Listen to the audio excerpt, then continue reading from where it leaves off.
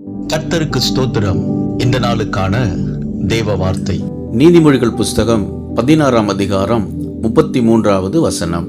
காரிய சித்தியோ கர்த்தரால் வரும். இந்த நாளின் தேவ வார்த்தையின்படி ஆண்டவராகிய இயேசு உங்க காரியங்கள் எல்லாம் அவர் ஜெயமாய் முடிய பண்ணுவார். யோசேப்பு ஆண்டவருக்கு முன்பாக உண்மையும் பரிசுத்தமும் உள்ள மனுஷனாய் இருந்தார். தேவன் மேல் விசுவாசமும் நம்பிக்கை உள்ள மனுஷனாய் அவர் இருந்தபடியினால் யோசேப்போடு கர்த்தர் இருந்தார். அவன் செய்வதெல்லாம் கர்த்தர் வாய்க்க பண்ணினார். அவன் காரிய சித்தி உள்ளவனாய் இருந்தான் என்று வேதத்திலே வாசிக்கிறோம். அன்பானவர்களே, ஆண்டவர் மேல் விசுவாசமும் நம்பிக்கை உள்ளவர்களாய் இருங்கள். அவருக்கு முன்பாக நீதி உள்ளவர்களாய் பரிசுத்தம் உள்ளவர்களாய் நாம் நடந்து கொள்ளும் பொழுது நாம் செய்கிற எல்லா காரியத்தையும் அவர் வாய்க்க பண்ணுவார். நீங்கள் காரிய சித்தி உள்ளவர்களாய் இருப்பீர்கள்.